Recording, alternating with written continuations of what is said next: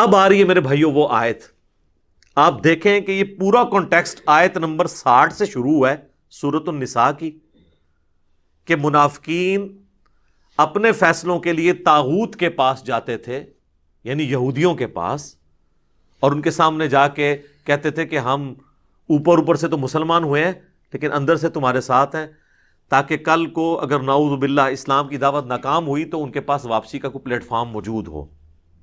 اور نبی علیہ السلام کے سامنے آ کے وہ اللہ کی قسمیں کھا رہے ہیں کہ نہیں ہم تو وہاں دعوت دینے کے لیے گئے تھے۔ یہ ساری آیات آپ نے سن لی، سورہ النساء کی آیت نمبر 60 سے لے کر 63 تک۔ اب اس کانٹیکسٹ میں یہ آیت آ رہی ہے 64، منافقین کے بارے میں، کلمہ گو مسلمانوں کے بارے میں جو قانوناً صحابی بھی تھے، کیونکہ باقیوں کو تو نہیں پتا تھا کہ انہوں نے اندر سے ایمان قبول کیا یا نہیں۔ حتیٰ کہ بخاری اور مسلم دونوں میں آتا ہے کئی بار حضرت عمر نے اجازت مانگی عبداللہ ابن ابی کے بارے میں کہ یا رسول اللہ اجازت دیں اس کی میں گردن کاٹ دوں۔ یعنی اگر حضرت عمر کو یہ سمجھ آ رہی تھی کہ یہ اوپر سے کلمہ گو ہے اندر سے منافق ہے، تو نبی علیہ السلام کو نہیں پتا تھا؟ آپ علیہ السلام کو بھی اسیسمنٹ سے پتا تھا۔ اس کے جواب میں اللہ کے نبی علیہ السلام نے کیا فرمایا؟ بخاری اور مسلم دونوں میں حدیث ہے، آپ نے فرمایا چھوڑ دو عمر، لوگ کہیں گے یہ اپنے صحابہ کو قتل کرواتا ہے۔ یعنی نبی علیہ السلام نے عبداللہ ابن ابی اور منافقین کو بھی صحابی کہہ دیا۔ یہ الارمنگ پوائنٹ ہے، میں اس کی انجینئرنگ نہیں کرتا، پھر آپ لوگوں کو برا لگے گا، کہ کلمے کا احترام ہوتا تھا کہ ٹھیک ہے اوپر سے کلمہ پڑھا ہے نا، تو لوگ کہیں گے یہ صحابہ کو قتل کرواتا ہے۔ حتیٰ کہ بخاری مسلم میں آتا ہے کہ نبی صلی اللہ علیہ وآلہ وسلم نے اسی عبداللہ ابن ابی کا جنازہ بھی پڑھایا، اپنا کرتا کفن کے طور پہ اسے دیا، اپنے مبارک ہاتھوں سے قبر میں اتارا۔ یہ کہانی شریف نہیں ہے، بخاری مسلم میں، اپنا لعاب دہن اس کے منہ میں ٹپکایا۔ تو آپ کی نظر میں تو شاید اتنا کچھ کرنے کے بعد اس کی بخشش ہو جانی چاہیے، لیکن قرآن میں اللہ تعالیٰ نے سورہ التوبہ میں فرمایا آپ 70 دفعہ بھی ان کے لیے دعا کریں نا، ہم نے ان کی مغفرت نہیں کرنی، ہم نے انہیں معاف نہیں کرنا، کیونکہ یہ اللہ اور اس کے رسول کے دشمن ہیں۔ اور اے نبی آمدہ سے نہ تو آپ نے کسی منافق کا جنازہ پڑھانا ہے، نہ اس کی قبر پہ جا کے کھڑے ہونا ہے، بین کر دیا اللہ نے۔ تو یہ پورا کانٹیکسٹ وہ چل رہا ہے کہ منافقین اپنے فیصلوں کے لیے بعض اوقات اپنی مرضی کا فیصلہ لینے کے لیے اگرچہ حاکم کے طور پر، پولیٹیکل لیڈر کے طور پر، ایک دینی لیڈر کے طور پر بھی، اور پیغمبر کی حیثیت سے نبی علیہ السلام کو مانتے تھے، اس کے باوجود جب اپنی مرضی کا فیصلہ لینا ہوتا تھا یہودیوں کے علماء کے پاس جا کے فیصلہ کرواتے تھے۔ پیغمبر کی موجودگی میں مولویوں کا کیا کام ہے کہ آپ جا کے ان سے فیصلے کروائیں؟ اور پھر آپ کہتے تھے نہیں یا رسول اللہ ہم تو وہاں پہ گئے تھے ایک افہام و تفہیم پیدا کرنے کے لیے، ان کو دعوت دینے کے لیے، اور اللہ تعالیٰ ہمارا ہے وہ جھوٹی قسمیں بھی کھاتے ہیں۔ اب اس پورے کانٹیکسٹ میں سورہ النساء کی آیت نمبر 60 سے لے کر 63 تک کے یہ وہ آیت آ رہی ہے، آیت نمبر 64 اور 65، جس کی بنیاد پہ ایک من گھڑت گستاخانہ عقیدہ نبی علیہ السلام کے بارے میں ان لوگوں نے، خصوصاً بریلوی اور اہل تشیع مکاتب فکر کے لوگوں نے کر دیا، اور اس عقیدے کا باقی امت کو پابند کرنے کی کوشش کی۔ ایون دیوبندیوں کا بھی کسی حد تک یہی عقیدہ ہے سوائے اہل حدیث کے، اور لوگوں کو پابند کیا کہ جو اب اس کو نہیں مانے گا نا وہ گستاخ رسول ہو جائے گا۔ وہ یہ آیت ہے وَمَا أَرْسَلْنَا مِن رَّسُولٍ، اور ہم نے کوئی رسول بھی ایسا نہیں بھیجا الا مگر یہ کہ لِيُطَاعَ بِإِذْنِ اللَّهِ، اس کی اطاعت کی جاتی ہے اللہ کے اذن کے ساتھ۔ یعنی وہ رسول خود نہیں کلیم کر رہا ہوتا اپنی اطاعت، آن دا بہاف آف اللہ وہ لوگوں سے کہتا ہے کہ میری اطاعت کرو، کیونکہ شریعت جو ہے یہ نازل اللہ نے کی ہے۔ پیغمبر شریعت کا موجد یا کریٹر نہیں ہوتا، بلکہ شریعت پہنچانے والا ہوتا ہے۔ اور پھر اس کا کلائمیکس وہ ہے سورہ النساء کی آیت نمبر 80، آگے چل کے آ جائے گی، مَن یُطِعِ الرَّسُولَ فَقَدْ أَطَاعَ اللَّهَ، جس نے رسول کی اطاعت کی گویا اس نے اللہ کی اطاعت کی۔ پھر سورہ آل عمران میں بھی آیت گزری ہے قُلْ إِن كُنتُمْ تُحِبُّونَ اللَّهَ فَاتَّبِعُونِي يُحْبِبْكُمُ اللَّهُ، یہ بھی یہودیوں کے کانٹیکسٹ میں تھی. اے نبی تم فرما دو کہ بالفرض اگر تم اللہ سے محبت کرتے ہو نا، اے یہودیوں کہتے ہو ہم اللہ کے چہیتے ہیں، پھر تمہیں میری اتباع کرنی ہوگی. اور اتباع کہتے ہیں محبت کے ساتھ کسی کی پیروی کرنا.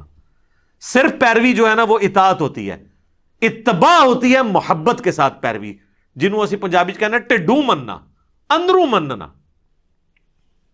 پھر اللہ تعالیٰ تم سے محبت کرے گا، یحببکم اللہ ویغفر لکم ذنوبکم، اور تمہارے گناہوں کو بھی بخش دے گا جو اندر سے رسول اللہ کے ساتھ محبت رکھتے ہوئے اتباع اور اطاعت اختیار کریں گے. تو یہاں پہ کہا جا رہا ہے کہ کوئی رسول بھی ایسا نہیں آیا کہ مگر یہ کہ اس کی اطاعت کی جاتی تھی اللہ کے اذن کی وجہ سے، یعنی تمام پیغمبروں کا یہی سٹیٹس تھا. وَلَوْ أَنَّهُمْ إِذْ ظَلَمُوا، اور اے نبی جب انہوں نے یہ ظلم کر ہی لیا تھا، یہ پاسٹ ٹینس کا صیغہ ہے، ماضی کی بات ہو رہی ہے، جس کا کانٹیکسٹ سورہ نساء کی آیت نمبر 60 سے سٹارٹ ہوا ہے کہ یہ طاغوت سے جا کے فیصلے کرواتے تھے منافقین. تو اے نبی اگر انہوں نے یہ حرکت کر ہی لی ہے اور انہوں نے یہ ظلم کیا اپنی جانوں پر کہ آپ پولیٹیکل لیڈر کی حیثیت سے، دینی پیشوا کی حیثیت سے، پیغمبر کی حیثیت سے ان میں موجود ہیں اور یہ اوپر سے کلمہ گو بھی ہیں، اس کے باوجود جا کے یہود کے علماء سے فیصلے کرواتے ہیں طاغوت سے. اگر انہوں نے اب ظلم کر ہی لیا تھا اور آ کے جھوٹی قسمیں کھا رہے ہیں کہ ہم تو وہاں گئے تھے افہام و تفہیم کے لیے، چلیں اب یہ جرم انہوں نے کر ہی لیا، انفسہم اپنی جانوں پر، ولو انہم اذ ظلموا انفسہم اپنی جانوں پہ انہوں نے جو ظلم کر لیا، جاؤک اب انہیں چاہیے کہ وہ آپ کے پاس حاضر ہو جائیں. کس لیے؟ یہ حقوق العباد کا بھی معاملہ ہے نا، اللہ کے نبی کا بھی تو حق ہے نا. تو پہلے اللہ کے نبی سے آ کے معافی مانگے، ان کے ساتھ غداری کی ہے، کیونکہ تم انصار اللہ ہو نا، اللہ کے دین کے مددگار ہونا اس پیغمبر کے ساتھ مل کے، تو پیغمبر کے ساتھ جو لیڈر بھی ہے تمہارا اس کے ساتھ غداری کی ہے.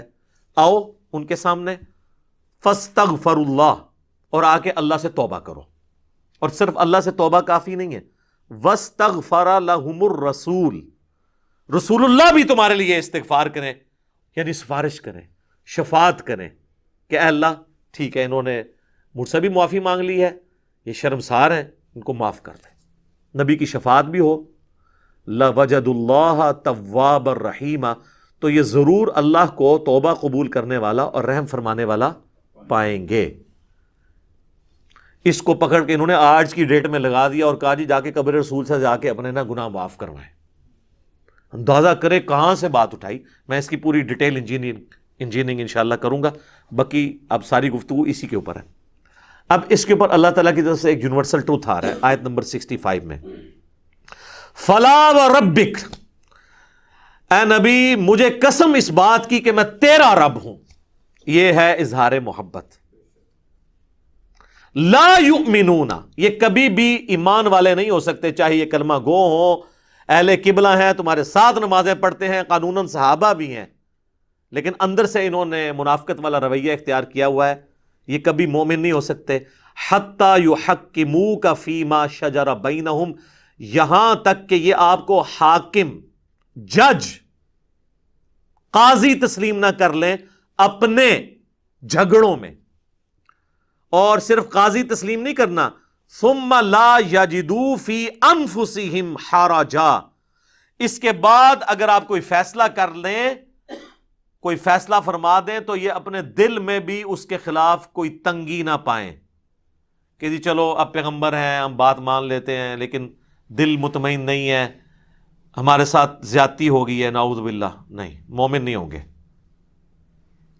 ثم لا یجدوا فی انفسہم حرجا، حرج بھی نہ دل میں پائے، مما قضیت، جو تم نے اے نبی فیصلہ کر دیا، ویسلموا تسلیما، اور سر تسلیم خم نہ کر لیں، اس وقت تک یہ مومن ہی نہیں ہو سکتے. کیا اظہار محبت ہے اور کیا قیامت مضمر ہے اس کے اندر.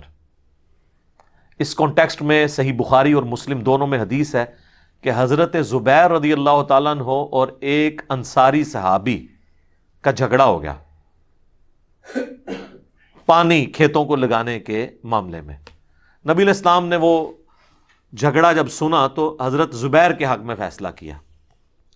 اب وہ ہے صحابی تھا اور منافق بھی نہیں تھا، انصاری تھا، مومن تھا، لیکن اس کے زبان سے یہ الفاظ نکلے کہ نبی علیہ السلام نے اس لیے حضرت زبیر کے حق میں فیصلہ کیا ہے کہ یہ ان کے پھوپھی کا لڑکا ہے، نعوذ باللہ۔ اب تو یہ سیدھی سیدھی منافقانہ اپروچ تھی۔ اس کانٹیکسٹ میں پھر اللہ تعالیٰ نے کہا کہ اگر کسی کے دماغ میں کوئی کیڑا ہے نا کہ وہ اس قسم کی حرکتیں کر کے بھی رسول اللہ کے فیصلے پر اعتراض کرنے کے باوجود مومن رہ سکتا ہے، وہ مومن کوئی نہیں ہے جب تک دل سے تسلیم کر کے سر تسلیم خم نہ کر دے۔ اگر دل میں بھی تنگی آئی، ایمان فارغ۔ اچھا، اس کانٹیکسٹ میں ایک جعلی واقعہ ہے جو تفسیر ابن کثیر سے لوگ کوٹ کرتے ہیں، لیکن حافظ ابن کثیر نے ساتھ لکھا ہوا ہے کہ جعلی ہے واقعہ، کہ جی ایک مومن تھا، اوپر سے اندر سے منافق تھا، اس نے نبی علیہ السلام سے فیصلہ کروایا تو حضور نے یہودی کے حق میں فیصلہ کر دیا اور مسلمان کے حق میں نہیں کیا۔ وہ حضرت ابو بکر کے پاس آیا، انہوں نے بھی کہا کہ رسول اللہ نے جب فیصلہ کیا تو میں کون ہوتا ہوں۔ پھر وہ حضرت عمر کے پاس گیا تو حضرت عمر نے کہا کہ اچھا تھوڑی دیر ٹھہر، اندر گئے، تلوار لے کے اس کا گردن کاٹ دی، اور اس کی بنیاد کے اوپر یہ پورا جو ملک کے اندر ہنگامہ کھڑا کرتے ہیں نا کہ آپ قانون کو خود ہاتھ میں لیں اور جس کو آپ سمجھتے ہیں نا گستاخ رسول ہے اسے کاٹ دیں، لیکن اس میں ایک شرط ہے جو اندر چھپی ہوتی ہے کہ وہ آپ کے فرقے کا نہیں ہونا چاہیے۔ یعنی اشرف علی تھانوی رسول اللہ کو ماننے والے کو کاٹ دینا ہے آپ نے، چشتی رسول اللہ والے کو کہنا ہے معرفت کی بات ہے، اور چشتی رسول اللہ والی جو پارٹی کے خلاف کوئی پارٹی ہے تو وہ چشتی رسول اللہ والے کو کاٹ دے اور اشرف علی رسول اللہ کہنے والے کے بارے میں صرف نظر کرے۔ ساری فرقہ واریت کی جنگ ہے، اور یہ دونوں آپس میں مل کے ایک دوسرے کے ساتھ کو ایگزسٹ کریں، اور غلام احمد قادیانی دجال کے ماننے والوں کو کاٹنا شروع کرتے ہیں۔ دعوت کہیں بھی آپ کو نظر نہیں آئے گی، اور نام لیتے ہیں ختم نبوت کے۔ یہ جتنی تحریکیں ہیں یہ ختم نبوت تحریکیں نہیں ہیں۔ ختم نبوت تحریک وہ ہوگی جو قادیانیوں کو بھی غلط کہے گی اور چشتی رسول اللہ اور اشرف علی رسول اللہ پڑھوانے والوں اور ان کو انڈورس کرنے والوں کو بھی کٹہرے میں لا کے کھڑا کرے گی۔ یہ نہیں ہے کہ وہ لوگ بزرگیاں ویل کریں اور ان کو آپ جو ہے وہ کافر کافر کہہ کے تو اس بنیاد کے اوپر چندے اکٹھے کرتے رہیں۔ لہٰذا میں ان تمام تحریکوں کو کہتا ہوں یہ اینٹی قادیانی تحریکیں ہیں۔ ختم نبوت تحریک صرف اس پلیٹ فارم سے ہے، اللہ کے فضل سے، کہ جس نے ختم نبوت کے اوپر ڈاکہ مارا ہے، معرفت کے نام کے اوپر یا کشف و الہام کے نام کے اوپر یا عقیدہ امامت کی بگڑی ہوئی شکل مانتے ہوئے یا کسی بھی اور طریقے سے یا امتی نبی والا فراڈ کرتے ہوئے، سب کے سب کو ایک لاٹھی سے ہانکا جائے گا، پھر آپ لوگوں تک دین کی بات پہنچا سکتے ہیں۔ ادروائز تو پھر ظاہر ہے کہ ایکسیپٹنس تو نہیں ملے گی۔ لوگ کہیں گے جی اپنے گھر کی صفائی کرتے نہیں ہیں، دوسروں کے اوپر بات کرتے ہیں، اور یہی وہ چیز ہے جو قادیانیوں کو اسلام کی طرف نہیں آنے دیتی۔ وہ کہتے ہیں ان کے بابوں نے بھی کام ڈالا ہوا ہے، اور میں نے آپ کو بتایا ہے کہ قادیانی جو ہے یہ صوفیوں میں سے نکلا ہوا فرقہ ہے۔ اور کئی بار میں نے ایک بات بتائی ہے کہ ہمارے پاس ایک بھائی آتے تھے تو وہ بخاری اور مسلم میں جو نماز کا طریقہ لکھا ہوا ہے، رکوع میں جاتے وقت اور اٹھتے وقت رفع الیدین کرنا، انہوں نے جب شروع کیا تو ان کے بڑے بھائی تبلیغی جماعت میں اٹلی کے اندر وہ امیر تھے، ان کے گھر جماعتیں رکتی تھی۔ وہ چھٹیوں پہ آئے تو وہ آگے آتے ہی سیدھا، ان دنوں میں اپنے گھر میں درس دیا کرتا تھا، سیدھا آ کے چڑھائی کر دی جی میرے بھائی کو آپ نے قادیانیت کی طرف لگا دیا ہے۔ جناب یہ ہمارا ہی حوصلہ ہے کہ ہم یہ ساری باتیں سنتے ہیں، ہم مسکراتے ہیں، ہمیں پتہ ہوتا ہے کہ اب یہ قابو میں آ گیا، کیونکہ ہمارے پاس تو علم کی طاقت ہے اللہ کے فضل سے، جس کو نہ شکست ہو سکتی ہے، جو نہ چوری ہو سکتی ہے۔ الحمدللہ علم وہ تلوار ہے۔ تو میں تسلی سے بات سنی، میں نے کہا میرے بھائی میں آپ کے ساتھ پوری ہمدردی کرتا ہوں، ہمارے گھر کے قریب ہی قادیانیوں کی عبادت گاہ ہے، تو ہم سارے اٹھ کے چلتے ہیں وہاں جا کے دیکھتے ہیں، اگر قادیانی آپ کے طریقے کے مطابق نماز پڑھ رہے ہوئے، یعنی حنفی طریقے پہ بغیر رفع الیدین کے، تو وہ آپ میں سے نکلا ہوا فرقہ ہے، اور اگر وہ رفع الیدین کے ساتھ پڑھ رہے ہوئے تو پھر آپ ہمارے کھاتے میں اسے ڈال دیجیے گا۔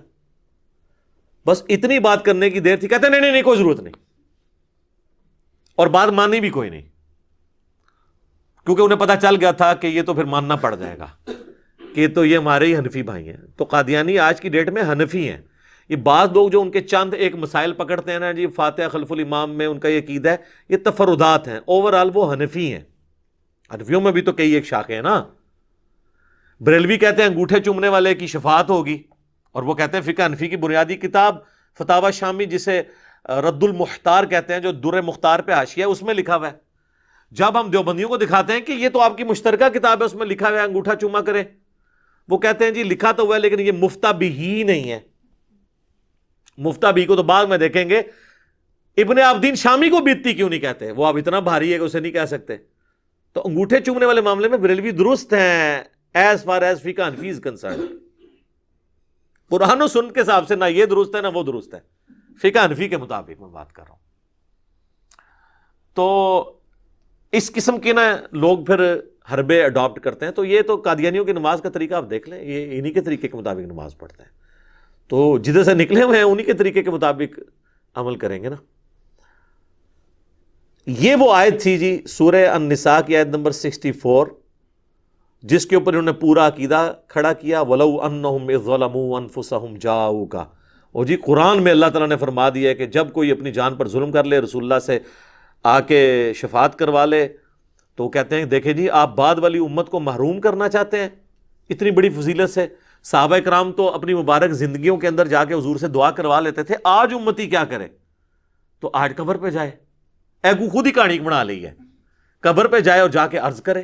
اور یہ عقیدہ بریلوی، دیوبندی، شیعہ تینوں کا مشترکہ ہے، صرف اہل حدیث اس عقیدے کو درست نہیں سمجھتے.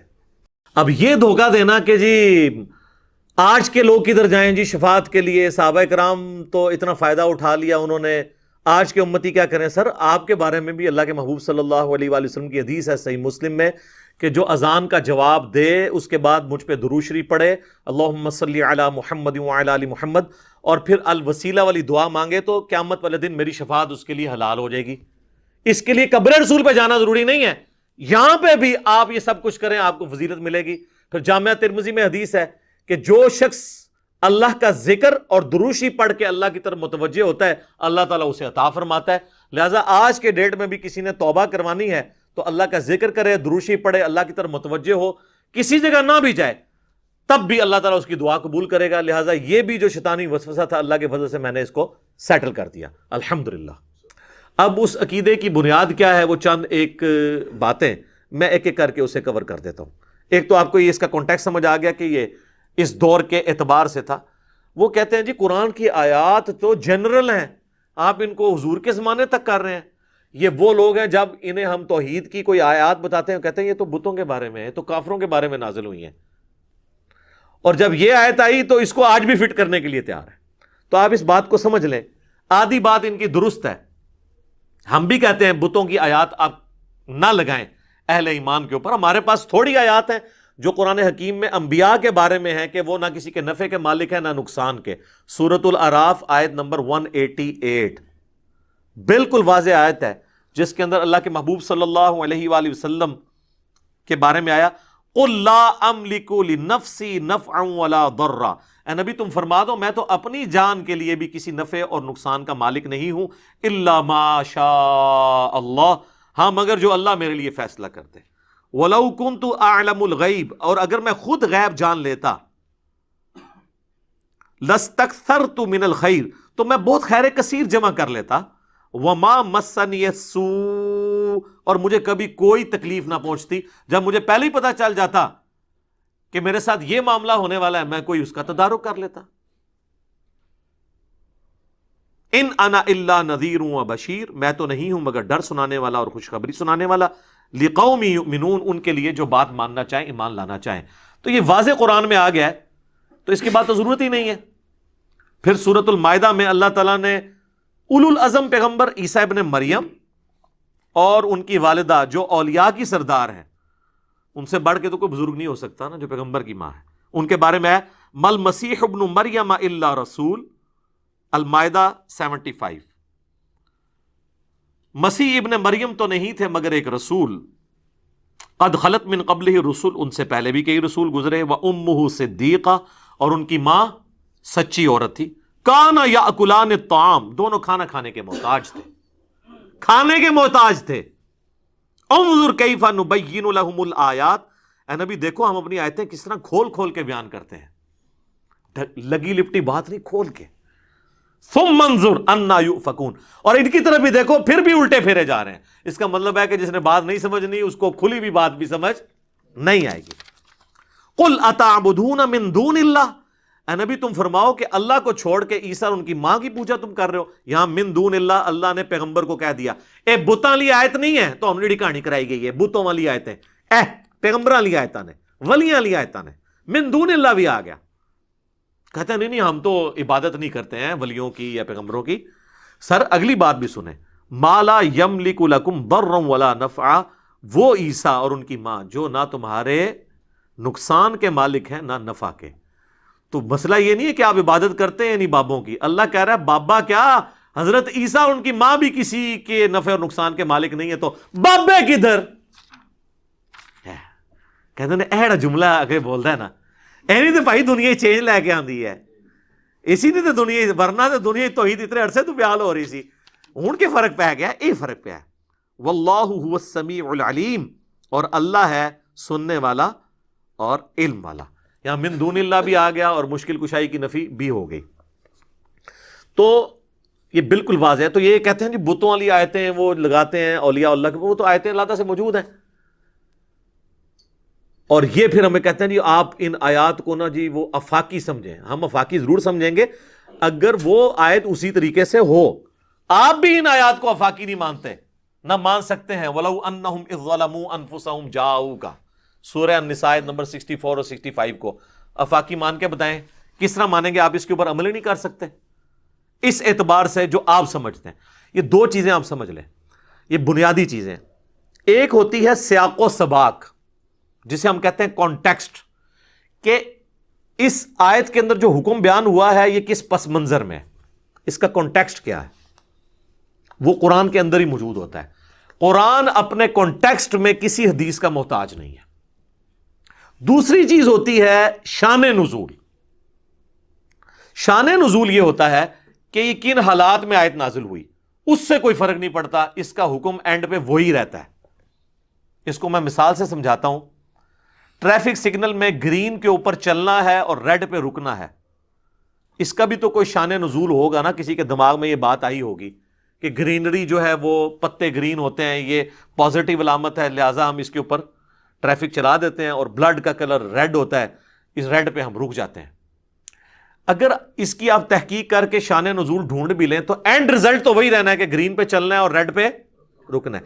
یہ سمجھتے ہیں کہ شان نزول سے شاید اس کے الٹ رزلٹ نکل آئے گا. مثلا ایاک نعبد و ایاک نستعین کے شان نزول سے یا شیخ عبد القادر جیلانی مدد ثابت ہو جائے. نہیں ہونا پائی، کیونکہ سورہ النساء کی آیت نمبر 82 ہے. اگر قرآن اللہ کے سوا کسی اور ہستی کی طرف سے نازل ہوا ہوتا تم اس میں اختلاف کثیر پاتے کہ پہلے صفحے پہ اور لکھا ہوا ہے اور 300 صفحے پہ جا کے اور لکھا ہوا ہے. اگر پہلے صفحے پہ لکھا ہے نا ایاک نعبد و ایاک نستعین، اب پورے قرآن میں اس کے خلاف کوئی آیت نہیں آئے گی. اس کی تشریح میں آ سکتی ہے، جس نے سورہ المائدہ میں آیا وَتَعَاوَنُوا عَلَى الْبِرِّ وَالتَّقْوَى وَلَا تَعَاوَنُوا عَلَى الْإِثْمِ وَالْعُدْوَانِ. نیکی پرہیزگاری کے کاموں میں ایک دوسرے کی مدد کرو، برائی میں نہ کرو. ظاہری اسباب آپ اختیار کر سکتے ہیں، اس میں تو حکم ہے. وہ مفتی اکمل صاحب نے کتاب لکھی، اس میں لکھتے ہیں کہ کیا امی سے روٹی مانگنا بھی شرک ہے؟ یہ بھی اللہ سے مانگنی چاہیے. دیکھو بھئی قرآن کہہ رہا ہے مانگو امی سے روٹی، وَتَعَاوَنُوا عَلَى الْبِرِّ وَالتَّقْوَى، لیکن اما مر جائے پھر تری روٹی انہیں تو دینی، یا قبر ہی ٹر جائے، یہ سامنے موجود نہ ہوئے. یہ غائب میں پکارنا اللہ کے ساتھ خاص ہے، اور یہ اس لیول کا خاص ہے کہ اللہ تعالیٰ نے سورہ النمل میں یہ عقیدہ امت کو دیا ہے کہ جو اللہ کے سوا کسی ہستی کے بارے میں عقیدہ رکھتا ہے خدا اس کو بنائے بیٹھا ہے. پھر وہ ہاں جی امن یجیب المضطر اذا دعا، بھلا بتاؤ تو کون ہے جو تکلیف میں گھرے ہوئے شخص کی فریاد کو سنتا ہے. وَيَكْشِفُ السُّوءَ، اور اس سے اس کی برائی دور کر دیتا ہے. وَيَجْعَلُكُمْ خُلَفَاءَ الْأَرْضِ، اور تمہیں اگلوں کا خلیفہ کرتا ہے زمین پہ، تمہارے ماں باپ کے مرنے کے بعد تمہیں، تمہارے مرنے کے بعد تمہاری اولاد کو. اِلَٰهٌ مَّعَ اللَّهِ، کیا اللہ کے ساتھ کوئی اور الہ بھی ہے جو یہ کام کر سکے؟ قَلِيلًا مَّا تَذَكَّرُونَ، لیکن تم بہت کم ہی نصیحت حاصل کرتے ہو. کہتے ہیں جی منع کدھر ہے؟ یہ منع ہے جی سورہ نمل کی آیت نمبر 62 میں.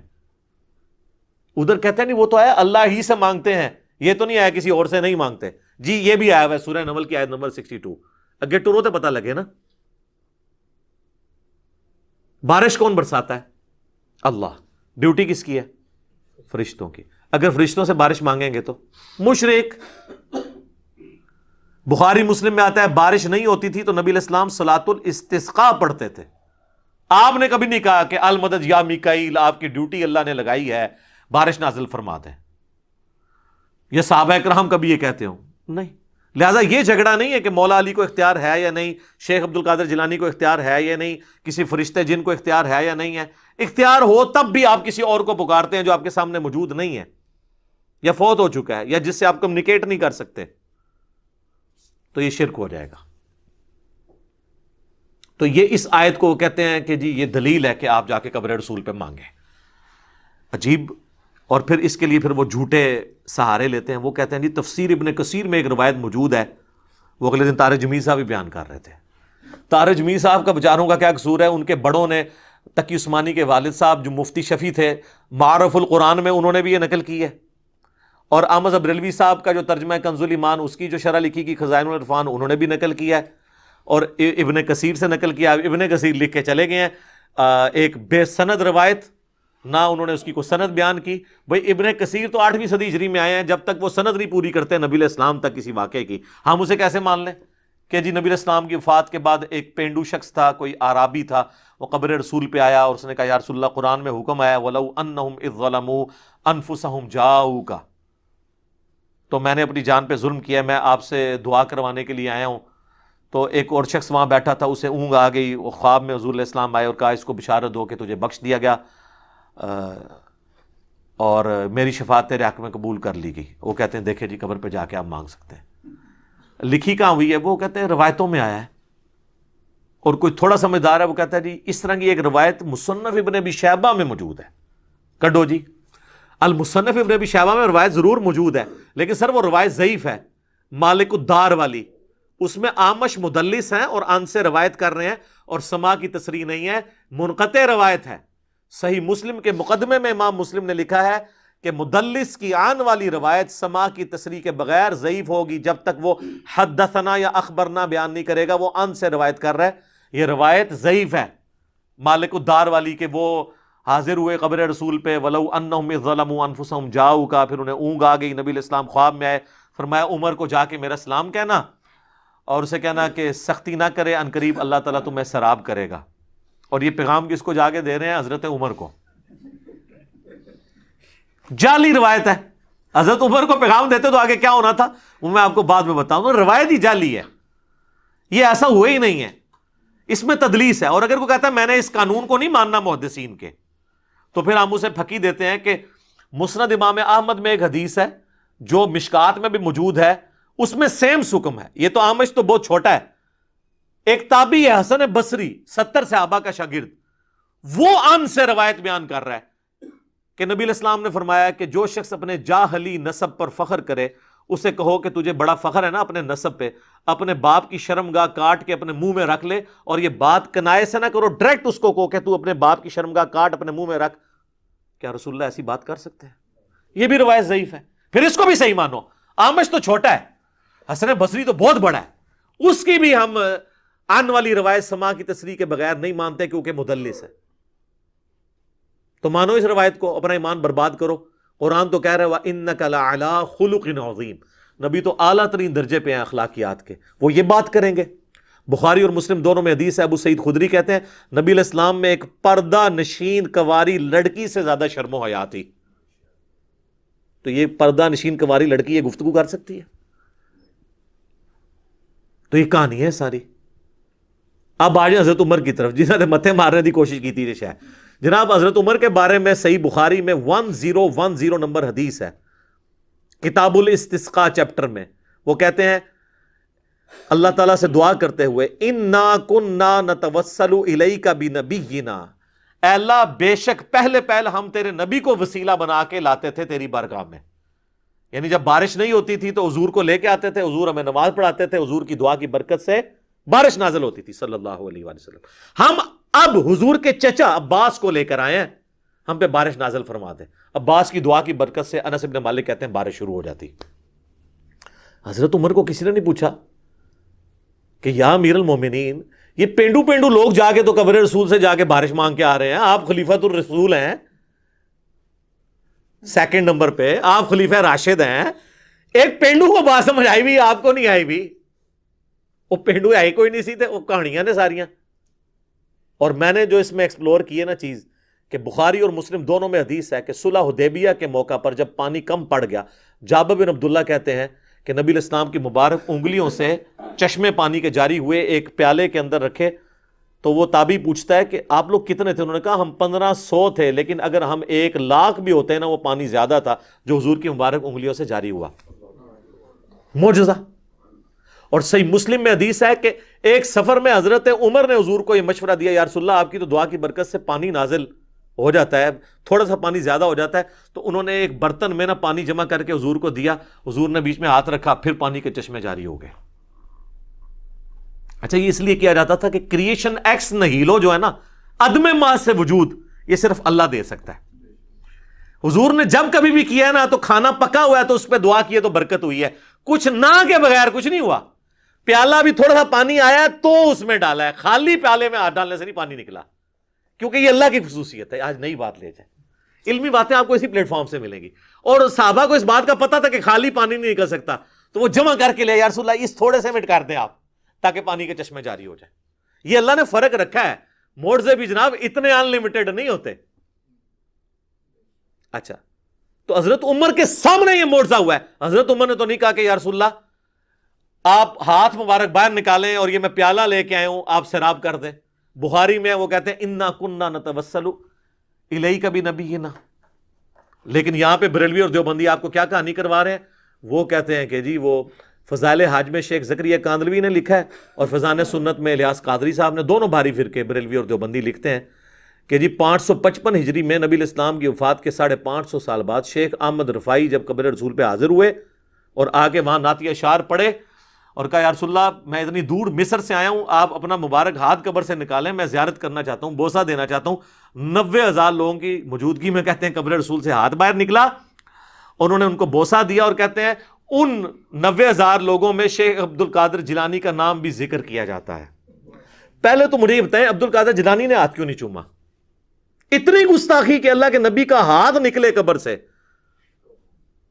میرے سامنے نکل رہا ہو تو میں تو بدبخت ہوں کہ میں یہ منظر دیکھ رہا ہوں، اور وہ شیخ احمد رفاعی عبد القادر جیلانی کا مرید ہے، مرید کے لیے ہاتھ نکل رہا ہے اور پیر محروم ہے۔ کڈی وڈی کہانی ہے۔ انہاں تے عبد القادر جیلانی دا نام تاں پایا سی کہ بریلوی ڈر کے نا، چونکہ 11ویں دن نے مان لین گے اس واقعے نو۔ اور دوسرا جھوٹ ہے کہ 555 ہجری 90,000 دا مجمع مسجد نبوی چ آندا ہی نہیں سی۔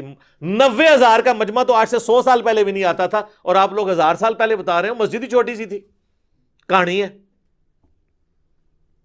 بالکل کہانی۔ اور اس طرح کی کہانی انہوں نے پھر مشہور کر دی، اور حضرت عمر کا میں نے آپ کو عقیدہ بتا دیا۔ اور یہ کہانی پھر یہاں ختم نہیں ہوئی سر۔ المحند علی المفند میں انہوں نے نبی الاسلام کے بارے میں لکھا کہ ہم حضور کو اپنی قبر کے اندر حقیقی حصی دنیاوی زندگی کے ساتھ مانتے ہیں، دنیاوی زندگی، حالانکہ وہ آخرت کی ہے۔ اللہ تو شہید کے بارے میں کہہ رہا ہے وَلَٰكِن لَا تَشْعُرُونَ، شہید زندہ ہے لیکن تمہیں اس کا شعور نہیں ہے۔ یہ کہتے ہیں نبی علیہ السلام کی دنیاوی ہے۔ سر دنیاوی ہے تو پھر سانس، ٹوائلٹ، کھانا پینا کدھر گیا؟ اور اعلیٰ حضرت تو ایک سٹیپ آگے گئے ہیں نا جی ملفوظات میں، انہوں نے کہا کہ یہ اتنی حقیقی حصی دنیاوی ہے کہ قبروں میں انبیاء پہ بیویاں ان کی ازواج مطہرات پیش کی جاتی ہیں، وہ ان کے ساتھ شباشی بھی فرماتے ہیں۔ یہ کہتے ہیں اس میں کون سی گستاخی ہے؟ اپنی بیوی کے ساتھ ہی صحبت کر رہے ہیں۔ گستاخی یہ ہے کہ آپ نے رسول اللہ پہ جھوٹ باندھا ہے۔ بخاری مسلم دونوں میں حدیث ہے، اور مولا علی سے یہ حدیث، مسلم کی پہلی حدیث یہ ہے جس نے میری طرف کوئی جھوٹی بات منسوب کی وہ اپنا مقام جہنم میں دیکھ لے۔ یہ کس جگہ لکھا ہوا ہے کہ رسول اللہ صلی اللہ علیہ وسلم کی قبر مبارک میں یہ سب کچھ ہو رہا ہے؟ مسند احمد میں حدیث ہے، مشکات کے اندر بھی اما عائشہ کہتی ہیں جب سے عمر یہاں دفن ہوئے ہیں میں تو پردے کے بغیر قبر کے پاس نہیں جاتی ہوں۔ اس سیدہ عائشہ کے سامنے کوئی یہ کہنا کہ اس قبر کے اندر بیویاں پیش ہو رہی ہیں تو آگے آپ دیکھ لیں، اور ہاتھ نکلوا رہے ہیں۔ یہ ہاتھ سیدہ فاطمہ کے لیے کبھی نہیں نکلا، یہ ہاتھ حضرت عائشہ کے لیے کبھی نہیں نکلا، یہ جنگ جمل صفین نہروان کو رکمان نے اس کو مینج کرنے کے لیے کبھی نہیں نکلا۔ وہ زیادہ حقدار تھے، اور سب سے بڑھ کر یہ کہتے ہیں جی قبر رسول پہ جا کے مانگنا اور فیصلہ کرانا، یہ قرآن میں ہے وَلَوْ أَنَّهُمْ إِذْ ظَلَمُوا أَنفُسَهُمْ جَاءُوكَ، ان سے کہیں کہ قبر رسول پہ اگر یہ فیصلہ کروانا تھا، سب سے ضروری فیصلہ تو صحابہ نے کروایا نہیں ہے، جس کی وجہ سے امت آج تک دو ٹکڑے ہیں۔ ثقیفہ بنی ساعدہ، حضرت علی نے بخاری مسلم میں آتا ہے 6 مہینے تک ابو بکر کی بیعت نہیں کی ہے، تو کسی کے دماغ میں وسوسہ بھی نہیں آیا کہ چلیں ہم جا کے قبر رسول سے فیصلہ کروا لیتے ہیں۔ ابھی میت مبارک بھی 2 دن تک باہر تھی، باہر سے ہی فیصلہ کروا لیتے ہیں۔ فدق کا ایشو آیا، بخاری مسلم میں آتا ہے، سیدہ فاطمہ کا، کہیں حضرت ابوبکر نے ان کو مشورہ نہیں دیا، آگے قبر رسول سے جا کے فیصلہ کرواتے ہیں، بعد میں احمد رفاعی نے تو کروانا ہی ہے۔ ٹھیک ہے، کروانا چاہیے تھا نا۔ یہ کہتے ہیں کہ آج کی ڈیٹ میں بھی آپ نے حاکم ماننا ہے، تو آج کی ڈیٹ میں اگر حاکم ماننا ہے تو چیف جسٹس مدینہ کا حضرت عمر نے حضرت علی کو کیوں لگایا؟ مدینہ شریف کے فیصلے تو قبر رسول پہ ہونے چاہیے تھے نا۔ ہائے ہائے ہائے، کیسی پکی ہے۔ چلو رومن اور پرشین امپائر تھے ٹھیک ہے، اور رومن امپائر دے ہوتے ابن مسعود نو لا چھڑیا ابو درداء کو، اور پرشین امپائر پہ ابن مسعود کو۔ مدینہ میں چیف جسٹس کیوں لگایا حضرت علی کو؟ قبر رسول سے فیصلے ہوتے نا۔ یہی کہہ کے جی یہ آپ کو فیصلوں میں حاکم نہ مان لیں، تو یہ خود بھی نہیں مانیں گے، وہ کہیں گے نہیں کمیونیکیشن نہیں آج ہو سکتی۔ تو اگر آپ خود بھی نہیں اس کمیونیکیشن کو ماننے کے لیے تیار، اور الٹا جو بندہ آپ کو سمجھاتا ہے کہتے ہیں گستاخی کر رہا ہے، گستاخی تو آپ کر رہے ہیں، رسول اللہ کے اوپر جھوٹ باندھ رہے ہیں۔ اور صحابہ کرام تو حضور کی زندگی میں یہ عقیدہ نہیں رکھتے تھے۔ بخاری اور مسلم دونوں میں حدیث ہے 70 صحابہ کو دھوکے سے شہید کر دیا گیا، جن میں عاصم بن ثابت انصاری تھے۔ جب وہ مرنے لگے، شہید ہونے لگے، تو انہوں نے کہا اے اللہ ہمارے نبی کو ہمارے حال کی خبر کر دینا، ہم تجھ سے راضی ہیں اور تو ہم سے راضی، اس حال میں ہم موت کے منہ میں جا رہے ہیں، ہمارے نبی کو ہمارے حال کی خبر کر دینا۔ اور بخاری کے الفاظ ہیں جبرائیل علیہ السلام نے آ کے حضور کو بتایا کہ آپ کے ساتھیوں کو یوں قتل کر دیا گیا ہے، اور انہوں نے مرتے مرتے یہ آپ تک پیغام پہنچایا ہے۔ انہوں نے حضرت جبرائیل کو بھی نہیں کہا، اللہ کو کہا، اور اللہ نے جبرائیل کو بھیجا۔ جب حضور دنیا میں موجود تھے تو صحابہ یہ نہیں کہتے تھے وَلَوْ أَنَّهُمْ ظَلَمُوا أَنفُسَهُمْ جَاءُوكَ تو یا رسول اللہ انظر حالنا، نہیں، جب سامنے ہوں گے پھر آپ کریں گے۔ کہتے ہیں جی بخاری میں حدیث ہے ایک صحابی کی پنڈلی ٹوٹ گئی، حضور کے پاس آیا تو آپ نے ہاتھ پھیرا۔ اور یار معجزات کو آپ بعد کی زندگی کے ساتھ کیسے کر رہے ہو؟ اور اگر آپ یہ مانتے ہو تو ٹھیک ہے، اپنی پنڈلی پھر تیار ہو توڑوانے کے لیے۔ جناب کروڑوں لوگوں کا اگر عقیدہ ٹھیک کرنے کے لیے کسی عاشق رسول کو اپنی پنڈلی توڑوا کے قبر رسول پہ جا کے ٹھیک کروانی پڑتی ہے تو آ جاؤ۔ یہ جب بات کریں گے نا تو کہیں گے جی پھر آپ کعبے چلے جاؤ، اللہ سے کروا لو۔ بھئی اللہ کو تو دعویٰ ہی کہیں نہیں ہے، اللہ نے تو دنیا اسباب کے ساتھ جوڑی ہے۔ کعبے بھی کرین ڈگی سی نا، اس کعبے تے اس تو بہت بڑا کام ہوا ہے۔ یزید پلید نے خانہ کعبہ شریف دی حرمت پر مال کی ہے، صحیح مسلم میں موجود ہے۔ دنیا کو اللہ نے بقدر ایفرٹ چھوڑا ہوا ہے۔ اللہ کا کہیں آپ کا یہ دعویٰ ہے کہ بزرگوں کی ڈیوٹی ہے، فلانے کی ڈیوٹی ہے، تو قبر رسول صلی اللہ علیہ وآلہ وسلم پہ جا کے اپنی پھر پنڈلی کی ہڈی کو ٹھیک کروا کے بتائے۔ اگر یہ ہڈی توڑوا کے ٹھیک کروانے سے کوئی معاملہ عقیدے کا کسی کا درست ہوتا ہے تو یہ تو کہتے ہیں ہم حضور کے لیے جان دینے کے لیے تیار ہیں، ایک پنڈلی کی قربانی کرے نا کوئی عالم دین، کوئی عاشق رسول، سب سے بڑا عاشق رسول ڈھونڈے۔ ہڈی ہم نہیں توڑتے، ہمیں تو رحم آئے گا، کسی مشین پہ توڑوائیں گے، اور اس کے بعد لائیو بلائیں گے کیمرہ مینوں کو، تمام میڈیا کے لوگوں کو اور انٹرنیشنل میڈیا کو، اور ہم لوگوں کہیں گے ہاں جی آپ کریں۔ یہ بالکل جعلی باتیں ہیں۔ اب اس میں کئی ایک باتیں اور کر سکتا ہوں، وہ تو باتیں نہ ختم ہونے والی ہیں۔ میں نے کوشش کی ہے کہ اس طرح کی چیزوں کو کور کروں۔ اس طرح وہ کہتے ہیں جی صحیح مسلم میں حدیث ہے ایک صحابی حضور کو وضو کرواتے تھے، آپ نے کہا مانگ کیا مانگتا ہے؟ سل ربیہ۔ تو حضور سامنے موجود تھے، تو آج بھی ہمارا کوئی مسئلہ ہم حضور کے سامنے لے کے جائیں گے۔ انہوں نے کہا یا رسول اللہ جنت میں آپ کا پڑوس مانگتا ہوں۔ آپ نے فرمایا پھر کثرت سجود سے میری مدد کر، یعنی خود تو سیدھے راستے پہ چل، زیادہ نفلی عبادت کر، میری دعا تیرے لیے کارگر ہو جائے گی۔ آج یہ ہمیں شعر سناتے ہیں جی آج لے ان کی پناہ، آج مدد مانگ ان سے، پھر نہ مانیں گے قیامت میں گر مان گیا۔ اور وہ کہتے ہیں قیامت میں تو حضور کے پاس ہی جانا۔ جی جانا ہے جناب، کیونکہ آپ علیہ السلام سامنے موجود ہوں گے۔ آج بھی نبی علیہ السلام سامنے موجود ہوں، ہم سب کچھ آپ کے سامنے جا کے پیش کریں گے۔ کس بات کو کس طریقے سے جوڑتے ہیں، اس طریقے سے اگر آپ آؤٹ آف کانٹیکسٹ چیزوں کو جوڑیں گے پھر تو یہ بڑی زیادتی والی بات ہو جائے گی۔ باقی اس میں کئی اور باتیں بھی کی جا سکتی ہیں، لیکن اب وقت ہمارا چونکہ درس کا مکمل ہو چکا ہے، میرا خیال ہے میں نے اتنی باتیں کر لی ہیں، عقل والوں کے لیے اتنی گفتگو کافی ہے۔ بہرحال میں نے ڈیٹیل کچھ ویڈیوز ریکارڈ کرائی ہیں، ان کا میں حوالہ دے دیتا ہوں۔ وسیلے کے نام پر دھوکہ، وسیلے کو ہم بھی مانتے ہیں، لیکن وسیلہ اور غیر اللہ سے مدد مانگنا یہ زمین اسمان کا فرق ہے۔ ایک اور لیکچر ہے مجھے تم سے شرک کا خوف نہیں، ایک اور لیکچر ہے قصہ موسیٰ اور خضر،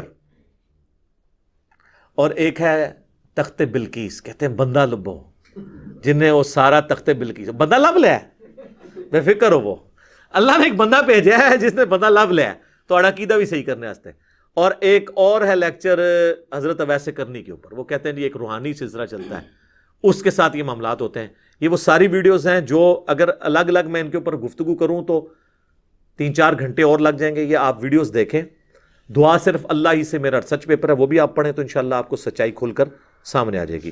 اللہ تعالیٰ سے دعا ہے جو حق بات میں نے کہی اللہ تعالیٰ ہمارے دلوں میں راسخ فرمائے.